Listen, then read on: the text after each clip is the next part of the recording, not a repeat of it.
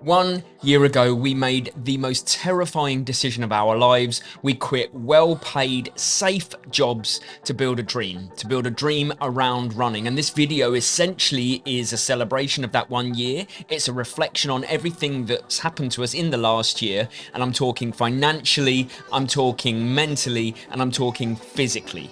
Like, has it worked? But first, we're going to talk about how did we actually even get to a jumping off point to build a dream life. So allow us to go backwards first. We're going to go back 8 years or more, in fact, because This Messy Happy was started as a channel, as a concept, in response to us not being able to have children. We just felt this need and want to help people. We're teachers, lifelong. We'd been like 45 years combined in the education system, so our whole lives were built around trying to help other people. And I was also a running coach on top of that.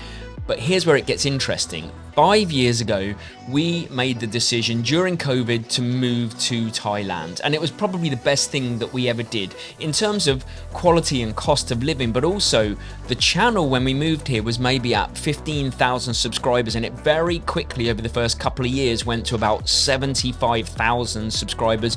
We were helping people, we were making tutorial videos, we were getting momentum. In that time, we were working a job that was well paid over here, that had free accommodation, free healthcare. We were renting our house out back in the UK, so we were double paying our mortgage. So we were kind of 3 timesing the speed of being able to pay off probably the biggest debt anyone's ever really gonna have. And we were able to do that. So in 2024, we made this decision. We were like, I think there could be something here. I honestly believe that teaching is amazing, but we want to back ourselves. We want to build a life around a dream of being runners, coaching runners, having a community of runners. So we went all in. We told our school we're not coming back. In that time, we started to build a membership community.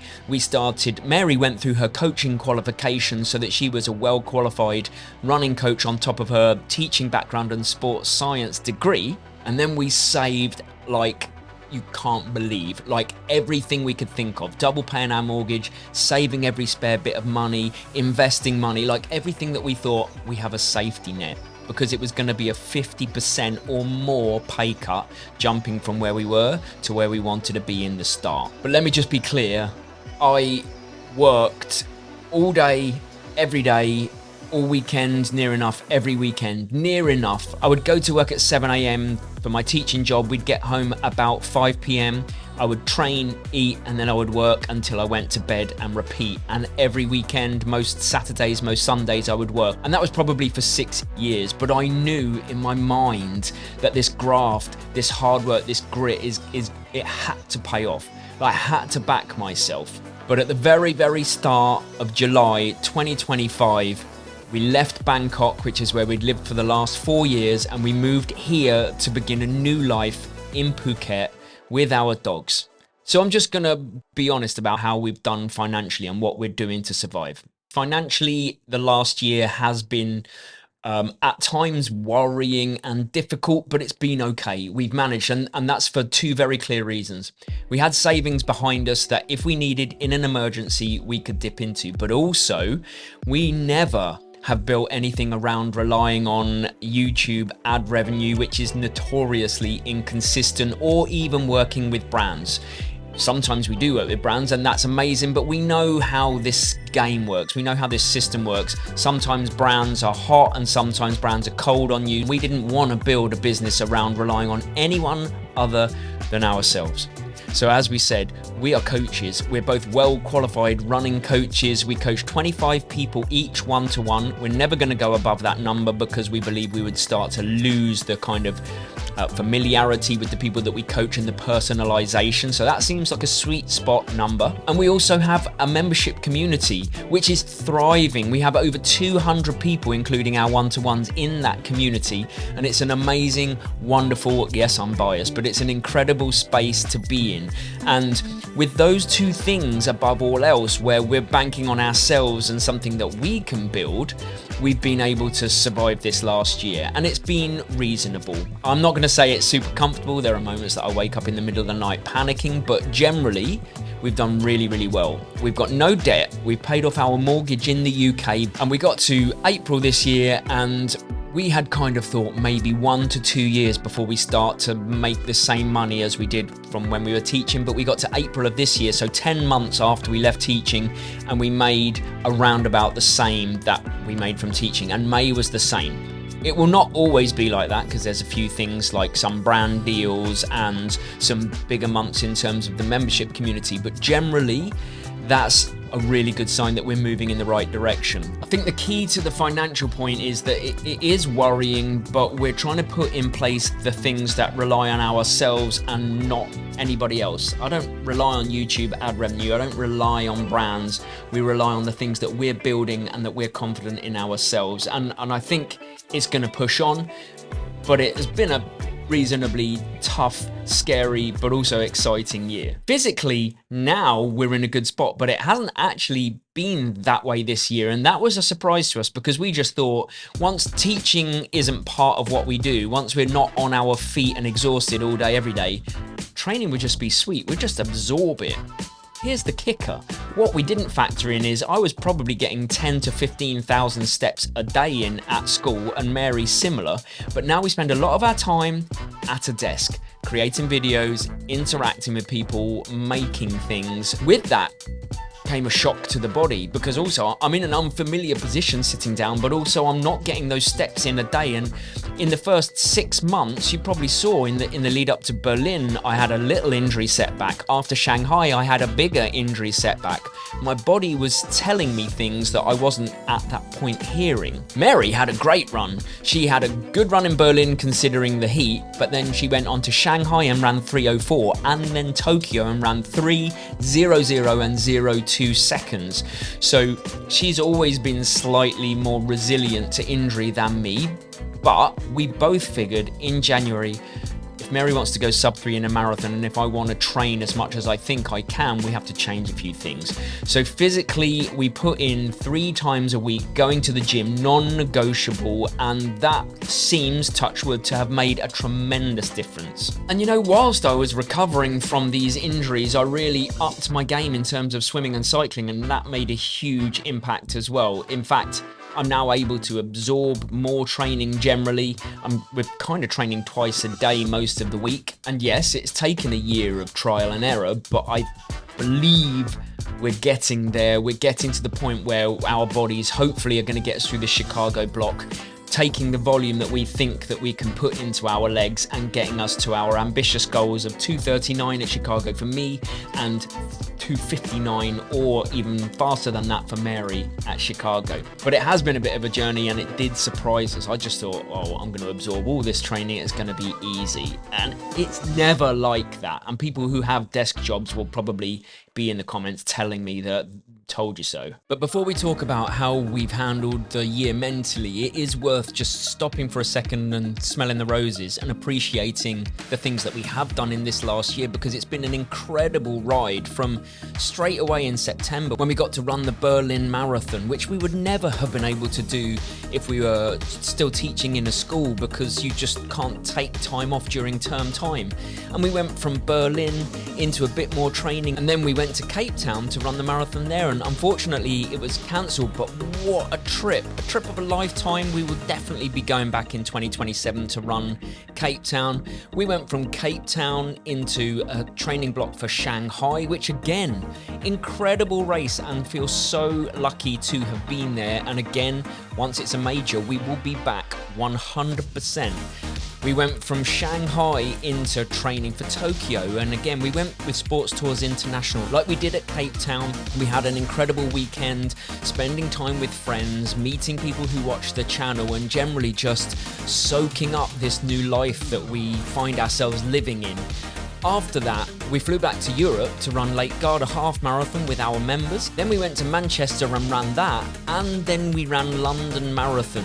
We've done so much in such a small space of time, and we're still right now training for Chicago, but knowing we're running Sydney next month and we're running New York just after Chicago.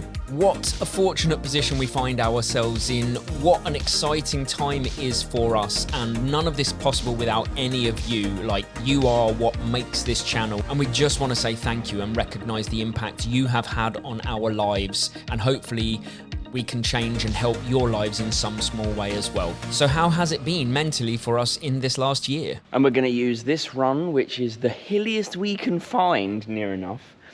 Not actually, there's worse, isn't there? Black Rock. There is worse. There is worse, but this is pretty hilly. To talk about psychologically how it's been for us. Why do the psychological thing where it's just psychologically one of the hardest runs? I like to just do these things to myself.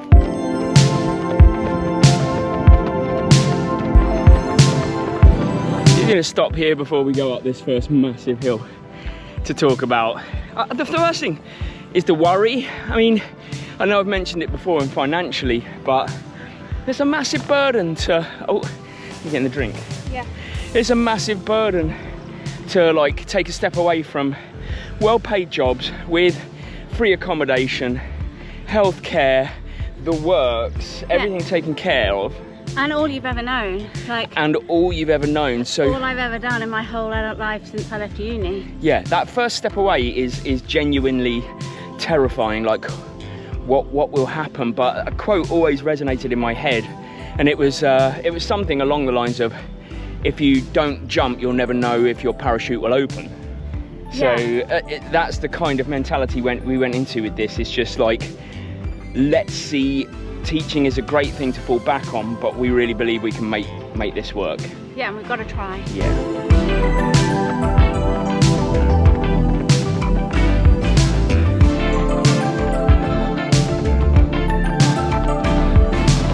You know, one thing we had done, which I'm very proud of, is over the years, during my time as a teacher, I also was a coach. I was a triathlon coach, a running coach. I've got like the highest level of triathlon running qualification you can get, BTF level 3, which is high performance coaching program for the British Triathlon Federation. So I was coaching people already. I knew I could grow that wing of the business. And Mary, luckily, over those 2-3 years that we were still teaching, she went through all the qualifications herself to get to the point where she's a well-qualified run coach, on top of being a very, competent runner. I thought it might be easier to film going downhill, although that has its own issues. Yeah, so stress-wise, we'd taken a huge pay cut. We were doing the coaching, and we had our incredible membership group, and that kind of not only kept us going financially, but it did give us purpose. And I think psychologically, that's what we needed. That's what we've always needed. It's just this sense of purpose. If we can help just one person, we feel like we've won. But there are still worries that crop up, aren't there? Like, let's be honest, we're landlords in the UK. Things happen, we've got to put things right, fix things over here that we didn't expect to cost as much as it did, like our healthcare and all of that. This hill's actually worse than the last one. This is disgusting. Doubtful there's any filming going on up here.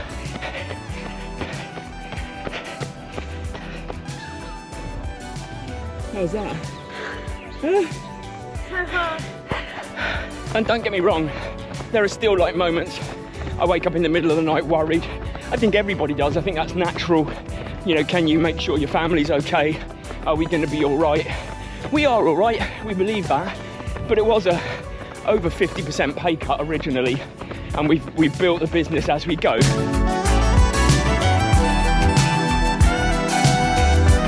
I guess the main thing from our perspective is we've got our bandwidth back. When you're teaching or doing any job and then running a YouTube channel on top of it, like, it seems like there's a black hole, or there was a black hole between the hours of like 7 a.m. and 5 p.m. when we were at work. No time to think about anything to do with the YouTube channel. So you're just completely on autopilot when you get home.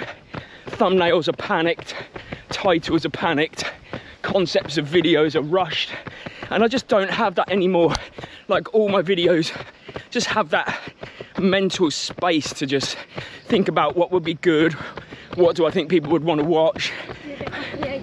But yeah, be more creative with it. Hello. Oh, I thought that guy said hello to me, but he was singing.